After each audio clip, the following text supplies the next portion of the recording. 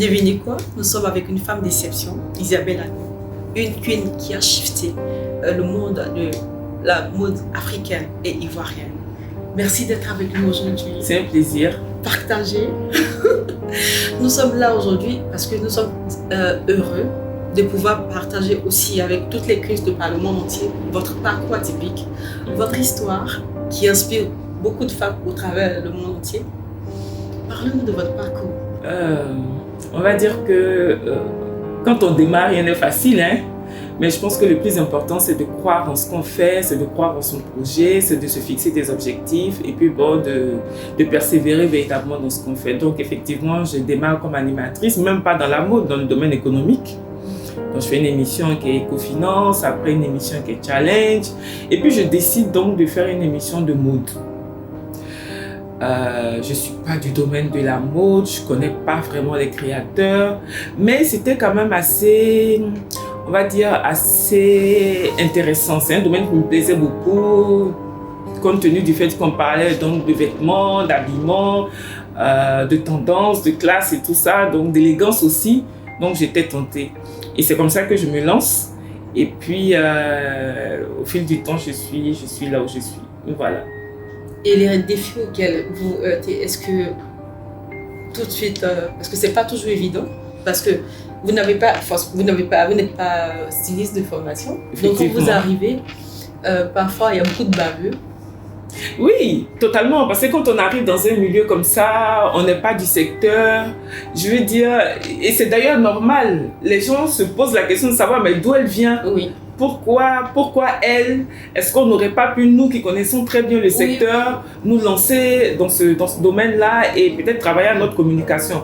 Mais ce que j'explique souvent, c'est que on a les créateurs qui, eux, vont prendre le temps de se concentrer, de créer et de nous produire des choses qu'on va apprécier.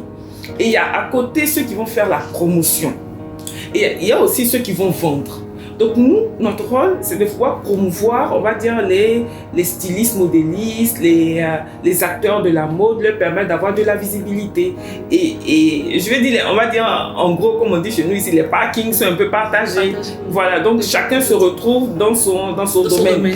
Voilà, et comme moi, je suis quelqu'un de la com, donc du coup, j'avais envie de réussir ce challenge-là et je trouvais qu'on ne mettait pas vraiment en avant nos créateurs, d'abord nationaux, avant de parler des Africains, mais d'abord les créateurs nationaux. Je trouvais qu'on ne les mettait pas vraiment en valeur. Donc, il fallait créer d'abord, dans un premier temps, une émission pour leur donner l'opportunité de pouvoir s'exprimer. Mais ça n'a pas été facile, j'avoue. Oui.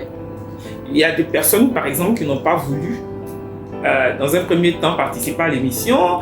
On a eu beaucoup de problèmes parce qu'après l'émission, je suis passée à l'événement. Quand je suis passée à l'événement, j'ai eu d'autres types de problèmes encore parce qu'on se dit, mais pourquoi est-ce que, bon, elle vient faire un événement de mode et tout ça, c'est de notre ressort, ça ne doit pas être elle.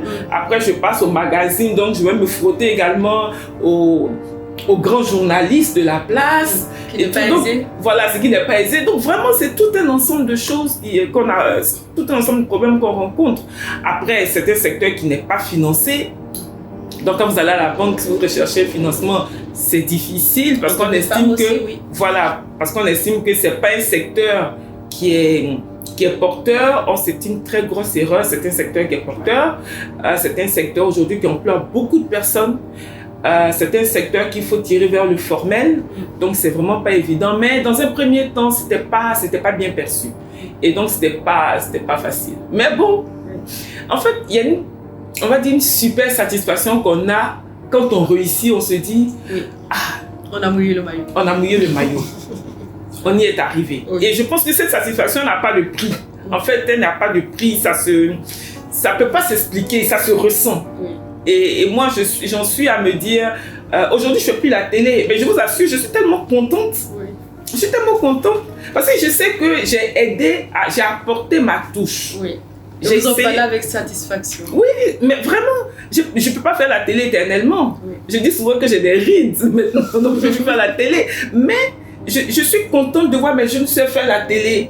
On parlait aussi de mode. Ça veut dire que le combat que j'ai mené à l'époque a porté. Je suis contente de voir qu'il y a des événements C'est vrai que quand j'arrivais, il y a Miss Awi qui avait son événement, mais elle était un peu seule.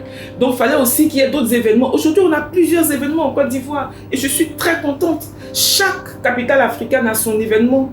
Et je vous assure, c'est vrai que ce n'est pas forcément moi. Mais je sais qu'à 1%, j'ai pu contribuer à quelque chose. Donc, ce 1% là, c'est trop fort.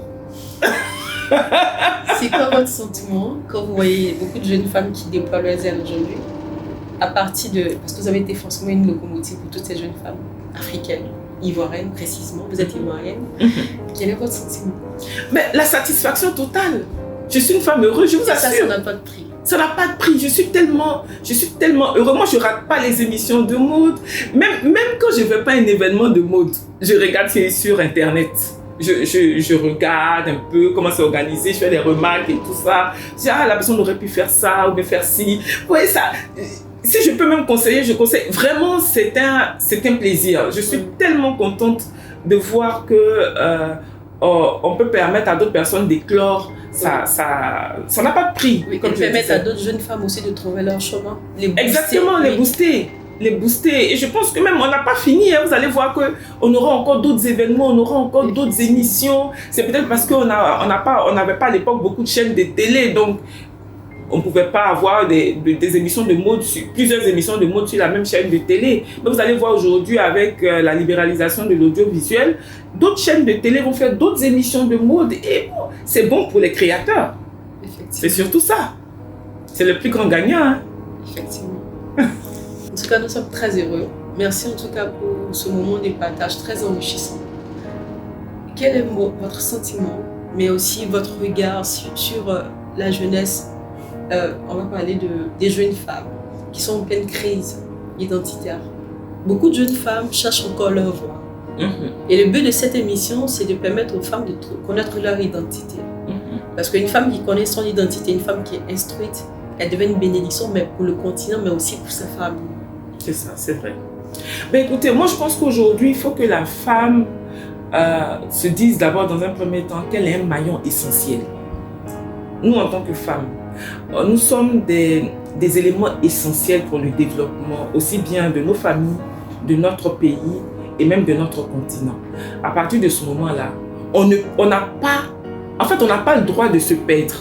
Je dis souvent que si vous êtes une vendeuse d'Aloco, soyez la meilleure vendeuse d'Aloco du quartier. Soyez la meilleure vendeuse d'Aloco du quartier. Pour que juste demain ou plus tard, on se dise non, mais il y avait une dame qui vendait l'Aloco dans le quartier à l'époque. Mais vraiment, cette maman-là, elle vendait très bien son Aloco, elle le faisait très très bien. Il faut que la femme comprenne qu'elle a un pouvoir, qu'elle a une force. Il faut qu'elle travaille, qu'elle persévère. Aujourd'hui, les réseaux sociaux nous ont gâtés. Je me permets de le dire, les réseaux sociaux nous ont gâtés. C'est vrai, nous tous, moi y compris, je ne me mets pas en dehors. Aujourd'hui, vous arrivez sur les réseaux sociaux, vous postez par exemple une information capitale pour le développement. Vous n'aurez pas beaucoup de vues. Mais par poster quelque chose qui est en dessous de la ceinture, vous allez voir comment les gens vont se ruer là-dessus. Parce que c'est ça qui intéresse. C'est ce qu'ils vendent. C'est ce qu'ils vendent. Mais il y a un souci. Il faut qu'à un moment donné, on s'arrête et qu'on se dise qu'est-ce qu'on recherche nous-mêmes en tant que femmes. Parce qu'on a tous démissionné. La société...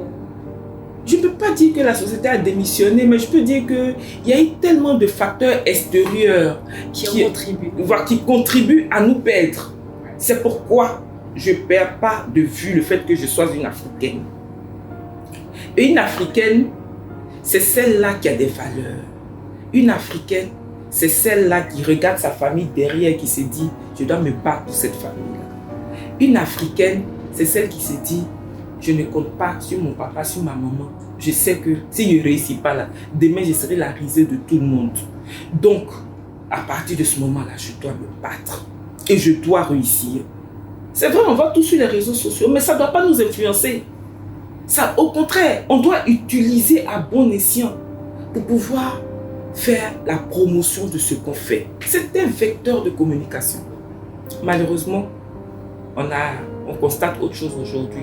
Il faut que la jeune femme, la jeune fille comprenne très bien que personne ne viendra la tirer du trou si elle ne se bat pas elle-même pour sortir. C'est mon mot de Merci, des mots forts. On ne le dira pas assez. Il est important pour toutes ces jeunes femmes, pour vous qui nous regardez à travers le monde entier, que vous trouvez votre identité. Comme Queen Isabelle Anneau qui en est aujourd'hui à ce poste. Rien n'est acquis par hasard. Et on y arrive toujours à force de travail et de persévérance, d'abnégation et de courage. Nous vous remercions. C'est moi. Un plaisir énorme partagé. Nous vous en remercions. On vous souhaite plein de succès à la veille de cette année, d'une nouvelle année 2021. Le Covid ne nous a pas arrêtés parce que nous sommes des Amazones, des femmes fortes, des meneuses. C'est ça, exactement. On vous dit à très très bientôt. Merci.